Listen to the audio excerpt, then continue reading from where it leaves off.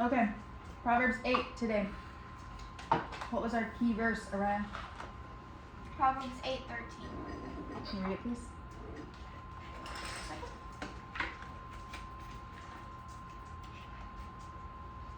All who fear the Lord will hate evil. Therefore, I hate pride, arrogance, corruption, and perverse speech. That's not something different. Mine too. What did you say, Liz?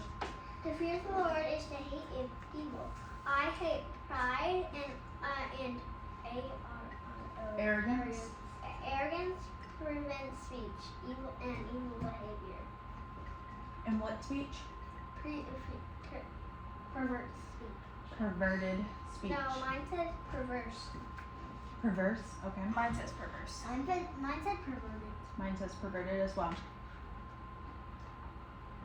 A very prevalent theme that we will see throughout Proverbs is about our speech. Speech is what we do with the tongue, right? It's talking. It can be easy to think that what we say is not a big deal. But like when we studied our different temperaments and how we receive and speak, we learned that speech was a really big deal, right? It plays a part in not only what we're saying, but also what we're thinking about what's being said to us.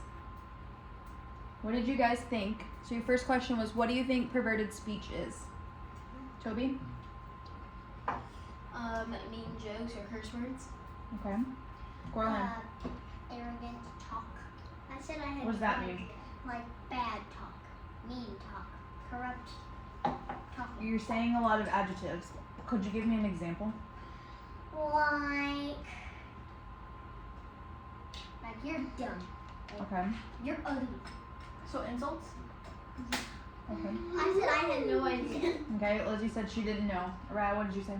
Gossip, slander, and curse words. Okay. Gossip, slander, and curse words. What is slander? To speak lies about someone. So gossip or insults. So gossip is slander? Gossip could be considered slander. Not all gossip is lies. Gossip is talking about someone when they're not there to defend themselves or to speak on their behalf. The things you're saying could be true. It's still not your place to tell them. Okay, we're going to come back to that. No, we're not. Perverted speech is speaking in a way that is contrary to God's character. That means lying, boasting is perverted speech, prideful speech, cursing, inappropriate jokes, even things that don't seem bad in the moment can still be perverted speech. Now, in this verse, God says something you guys aren't allowed to say. What did he say? I hate. It's a really strong word, right? Our loves and our hates, we should want to be in alignment with what God loves and what God hates. So when we hear that God hates evil speech, how should we respond to that? We should all not do it. Dislike it. We should dislike it as well. We should hate it too, right? I'm not allowed to say the You are allowed to hate things God hates. So you're allowed to hate arrogance and... So you are allowed to hate. You are encouraged to hate the things God hates. We had some related verses today to read. Toby, can you read me Matthew 12, 33 through 35?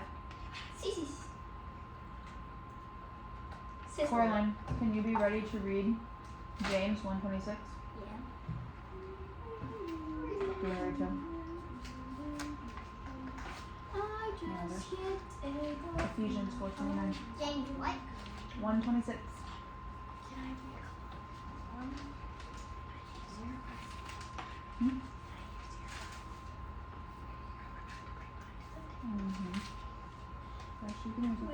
it. Yeah, I wrote my verse today. So. Found it. Working that direction. 33 to 35. A tree is identified by its fruit. If the tree is good, its fruit will be good. If the tree is bad, its fruit will be bad. You brood of snakes, how could evil men like you speak what is good and right? Speak what is good and right, not speak. For whatever is in your heart determines what you say. A good person produces good things from the treasury of a good heart, and an evil person produces evil things from the treasury of an evil heart. Okay. Coraline? Those who consider themselves religious and yet do not keep a tight rein on their tongues, deceive themselves, and their religion is worthless. Okay. So people might say, oh, I'm following God or I have a relationship with God. But do they have self-control over their tongue? Elizabeth? I think so. Ephesians 4:29. Oh. That wasn't a question. That wasn't a question. I was telling you could read them. Do not let any unwholesome talk come out of your mouths, but only what is helpful for building others up and according to their needs, that it may benefit those who listen. That's not on the board. Was on there. Nope. Ephesians 4:29 was a part of our I said this, you heard that. That's what it was. That was the key verse for that study. So let no unwholesome talk come out of your mouth. What was the second part of that? Can you read the second part, please? But only what is helpful for building others up according to their needs, that it may benefit those who listen. According to what? Those who benefit. To their needs, right? Not according to what you think happened. Not according to justifying your actions. Not according to your thoughts and pleasures, but according to their needs. So you need fill need. Yes, but that's not what we're talking about. We're talking about our speech. So that means you don't need to say something to correct someone just to be right, because that feeds your pride. You don't need to force someone to do what you think they should do, because that's you exercising authority that isn't yours to exercise over them. Right? We can say something with love and compassion and then allow God to be the enforcer. Araya, will you read the last one? Let your speech always be gracious, seasoned with salt, so that you may know how you ought to answer each person. Did you know Jesus calls you salt? Yes, he calls us salt of the earth. The salt. Why does We he call sweeten us it salt? and prolong it. If he calls us We bring out its flavor. Thank you. if we What does salt do? Or taste good, apparently. if he calls us salt, then why does he call us sheep too? They're just different We're words salty sheep. to describe us. We're salty sheep. Our wool is salt. No, we're underwater sheep. We're salty sheep. Salt. We're salty sheep. We're salty sheep. We're salt. So what does salt do? Salt gives things flavor. It gives things flavor. It has another use though. Do you guys know it? It melts it. It prolongs it. To preserve. It preserves. It's a preservative. So back before refrigerators or freezers were a thing, Things You would be just really cover them in salty. salt. they would cover meat in salt. And it was a way to preserve the meat to Wouldn't help it that last longer. Taste very salty. Probably. But especially if you're using it in like a stew or something. And where you it's could gonna go down into probably, the liquid. they would probably take the salt, dust most of it off No. before they cooked it. No. No. That's a lot of salt. Actually, I love The salt. richness. Very Okay. magnetic. So There's no such thing. salt, we said, preserves and it enhances flavor. But do you remember what else Jesus says in that verse? We're the salt of the earth. What happens when salt loses its saltiness? We throw it away. It melts. You get rid of it. You don't want salt that's not salty. It no longer can do its purpose. Wait, that's basically getting rid of us if we can. How can salt not be salty? If it's Did you put it in water? It melts if If it's you in take water. it out, it's still salty. No. he's saying we need to be within our, for lack of a better word, usefulness, right? We need to be usable. If we have salt and stuff gets spilt inside of it, can I use it as regular salt anymore? No, it's been contaminated. I have It's to get rid of it. flavored salt. What if something good didn't go in it, Toby? Then it's not good Like mud. flavored. Yeah, what if the dirty dishwater got spilt in it? Do you want that flavored salt? I'm not like flavored salt, no thank you. No, Do you want okay, that that's my flavored point. salt? That's my point. You would have to get rid of it. Just like he uses right before that, Jesus talks about the light that's placed on a lampstand, not in under a basket. We don't cover a light, we uncover it and allow it to illuminate, right? We're called to be the light in the world. So do they want it flavored? Yes, we want it flavored. Okay, so here's the thing. If we drink water and it's not flavored, so why don't we just throw it away? Because our bodies not need flavored. water. Water is Yeah, but not it's not naturally flavored. It's flavored. useful. Not everything needs flavor. We need salt. Everything needs usefulness. Okay, so we've talked about what perverted speech is. In your verse, in the verse you copied, so 8:13, tell me the things that God hates. Coraline, tell me one. Why did I shut? Evil. Okay, he hates evil. Evil behavior. Pride. Arrogance. Arrogance. Okay, Pride. Uriah. Toby, pride. Corruption. Corrupt speech or perverted speech. So if God hates some perverted speech, I said it. If God hates something, do you think it's important to know what it is so that we don't do it? Yes. Yeah. Young.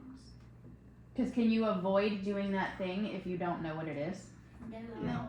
No, right? If I say you can't have a dodecahedron and you don't know what a dodecahedron is, What do is a you know if dodecahedron? you have one that you aren't supposed to have? No. No. 12-sided polygon. What's a I thought it was 20. dodecahedron? Is a 12-sided polygon. What's the 21? That's a I'm not wrong. I know it from Umizumis. A bentahedron? That's a what it's bentahedron. called. I'm pretty sure the dodecahedron was the 20-sided one. No, that was. It might be. I'm pretty sure it was 12.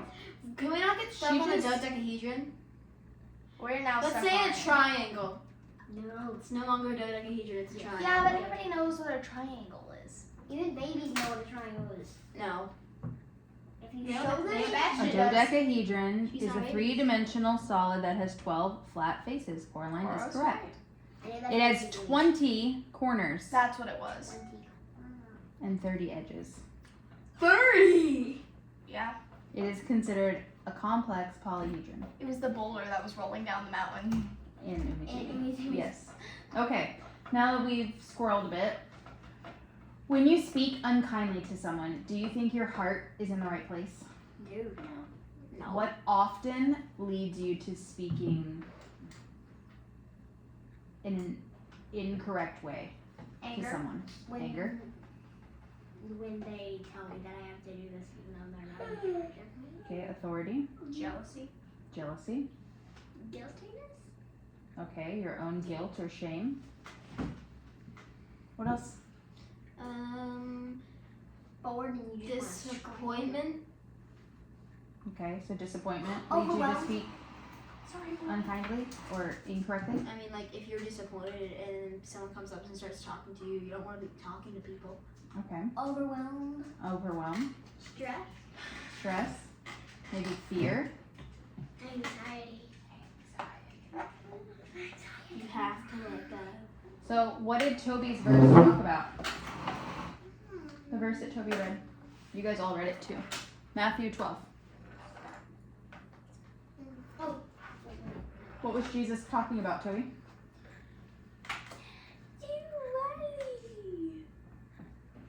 You read it. Dodecahedron. Yeah, he read it and it's still open. Why did my thing shut?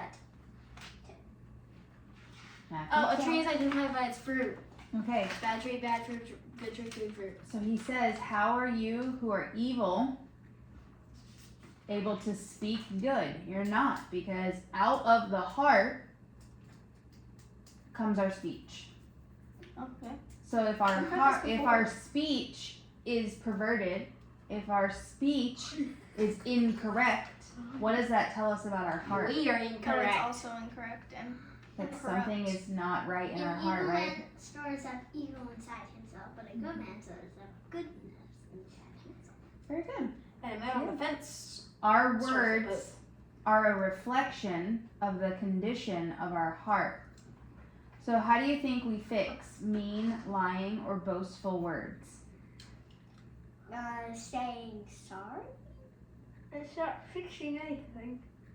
Well, That might be fixing the situation or adding Mom's trying. I'm Or not trying to sure right a that situation. Praying. Mom's talking about not doing it anymore, not. So how do you think we fix the words that come out of our mouth? Praying. We store up good things. We let the water run in and get it We work on our heart.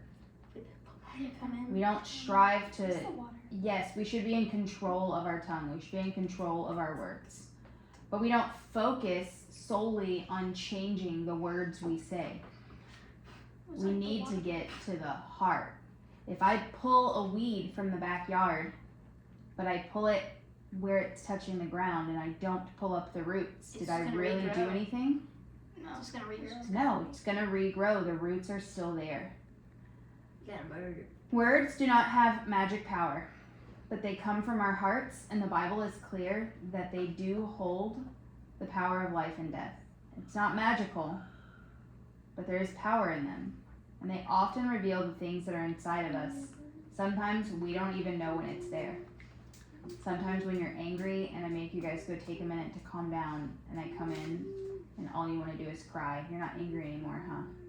You realize you were really sad, or you were really hurt, or you were frustrated, or you were overwhelmed, or you were scared. And it lashed out like anger. It lashed out in incorrectness and hurtfulness. So that's the resource. That's the first resource that you go to: anger and trying to get it all out in a bad way. When you speak unkindly, whether it's to a sibling, a friend, maybe it's being rude to mom, we need to think about, where is this coming from? What is the root behind this? Maybe it's from a selfish heart. Maybe you don't want to share. Maybe you don't want to play with them, or you don't want to be around them. You're being selfish, right? It's me-centered. But when you're being rude to a parent or another authority, it's coming from pride. When we're correcting each other, not for the betterment of each other, but because we want to be right. Because we want people to see that we are right, that we know a lot of things. It comes from pride. When mom and dad get frustrated and we speak unkindly to you guys, when we raise our voice and we just break in that moment, it often comes from impatience and angry hearts. Things that need to be dealt with between us and God. Just like your areas need to be dealt with between you and God. What kind of words do you feel like you struggle with the most?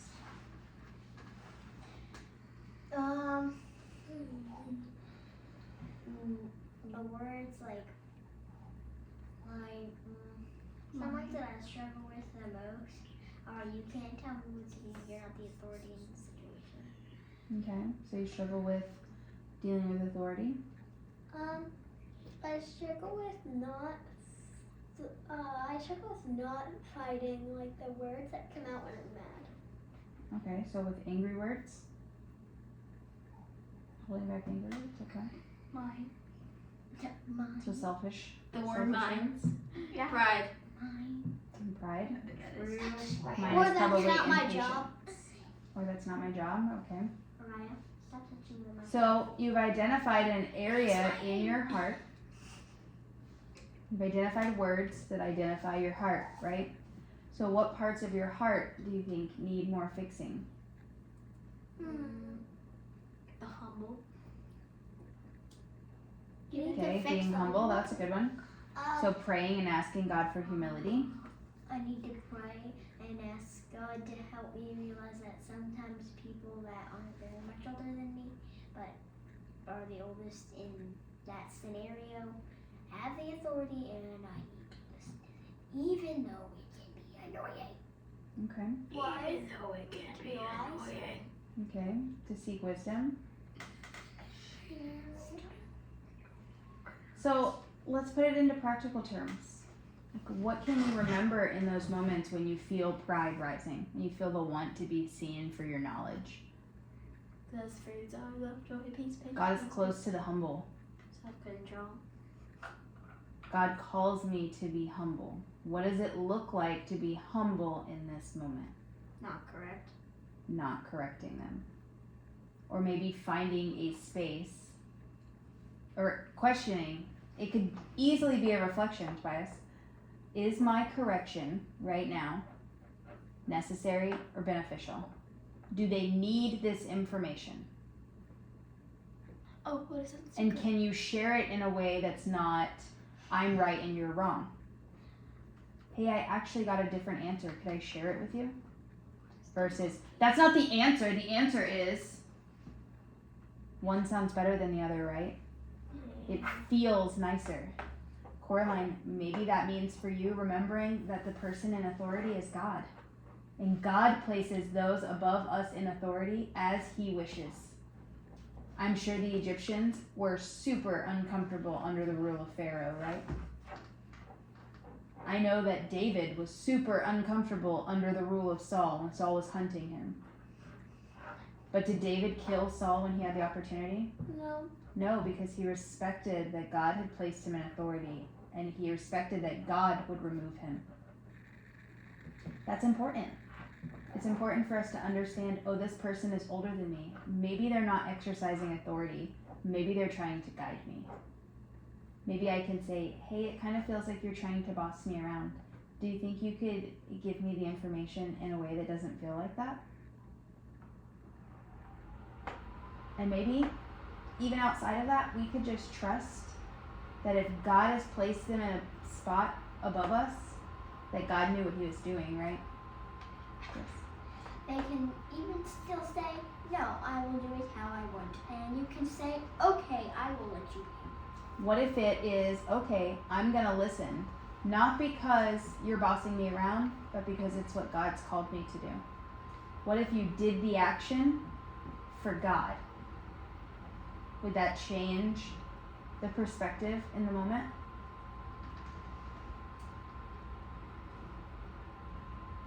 You think so? Elizabeth, what if in the moments that you're angry, you took a time out? And I need to walk away. I need to have a minute to go pray about the words I'm going to speak. You slowed down instead of just letting the words come out. Maybe it even means you need to grab your tongue. You need to control it, right? No, slippery tongue. I fudge a lot. Araya, who do the things belong to? I can't hear you. They belong to God, right? And he calls us to be good stewards. Is it stewarding things well or good if we're hoarding them to ourselves? Do you remember the story of the 3 men that were given? Please stop. Do you remember the story of the 3 men who were given the coins? And when the master came back, 2 of them had invested. They had used it and they had doubled or made more, right? Do you guys remember the story? No. Okay. I know. What happened with the 3rd man, Araya? Dad. I asked Araya. Did you kill him? No. No, he put him in, he fired him. I don't Threw him in the alley. What did the 3rd man do? He kept the money to himself, or he hid it. He hid the money. He hoarded it. And did it grow? Nope. Did it get better? Nope. No. And when the master came back, he was disappointed. You had the opportunity. You could have at least put it in the bank and it would have gotten interest. But you did nothing with it. God has blessed us greatly, which means from that blessing should flow out. We should want to share. And that means we should want to share the things we know, things we are good at, teaching others. We should want to share our items. When we look at the church in Acts, they sold all of their things and lived together and gave as each home, as each family needed. It wasn't a ton of this is mine, this is mine. And in the one instance that we see, a husband and wife sell land and lie about what they made from it. They died. They died. God said, no, this is not coming into my church. We're not doing this. See you. Like in the parable where he cuts them up So and for throws them in me, the alley. mine is impatience. So what do I do in those moments? I need to slow down. I need to stop. I need to ask myself, is what's about to come out of my mouth kind? And if not, what is my heart feeling? What is the truth that I need to come back to? Maybe my perspective is wrong. Yes. If you don't have anything nice to say, don't say anything at all. Does that really work if your heart is still ugly? Not. Because your words may look fine, but if your heart is still up, God gets to see that. You can't hide your heart from God. Yeah. So yes, if you can't say anything nice, don't say anything at all. But it doesn't negate that we need to fight those bitter roots, those ugly pieces, with God's truth. What does God say about being humble? About being respectful to authorities, about sharing, about speaking in anger, about impatience? What is God calling from us? God is capable of changing our hearts. We need to only ask. And then we need to listen to what he's telling us, and then we need to do. Because we don't want to be only hearers. We also want to be Doers. doers. Very good. Araya, will you pray? Sorry, I thought you were Wait, going can we ask the last question? Oh, you're right. What do you think? Why do you think God cares about what we say? Because I said because he made us. Because he made us. Why? Because we are his and he wants us speaking good things. Okay. Because we belong to him and he wants us to speak well. Because what if bad things come out of you, that then there's bad in your heart. Yeah, because it's a reflection of the heart. That's it. Yes, we are his. Yes, he made us. Thus he knows that when things come out of us, it's from something inside of us. Remember when we talked about if I knock into you and you spill your orange juice, whose fault is it that orange juice spilled? The orange juices. Orange juices. It's the cups, right? Because the cup had orange juice in it. We could not have spilled orange juice if the cup didn't have orange juice in it. That's confusing. But then isn't it Izzy's fault because she put the orange juice in the cup? I mean, you could exercise that far, yes. Most people would say it's your fault. You knocked into me. You made me angry. You said those things to me. Nobody it's can your make you fault angry. I Anger did is a this. choice. Nobody can make you angry. Anger is a choice. You get to choose what you feel. You may feel angry in a moment, but you get to choose how you respond, right? You get to choose what comes from that. And often those choices are based out of what's already inside of us. If hatred or selfishness or pride or arrogance or impatience, if any of those things are inside of us already, when pressure is applied, that's what's going to come out. I can't squeeze the toothpaste and expect to get ketchup. That'd be Because disgusting. it's toothpaste in the container. I mean, if it was a prank. Toby, I need you to pay attention and not loophole it, please. The point is, it would be foolish for me to squeeze the toothpaste container and expect ketchup. I should expect to get out what's inside. So God cares about our speech because it's a reflection of what's inside of us. Now, Araya, will you pray? Dear God, thank you that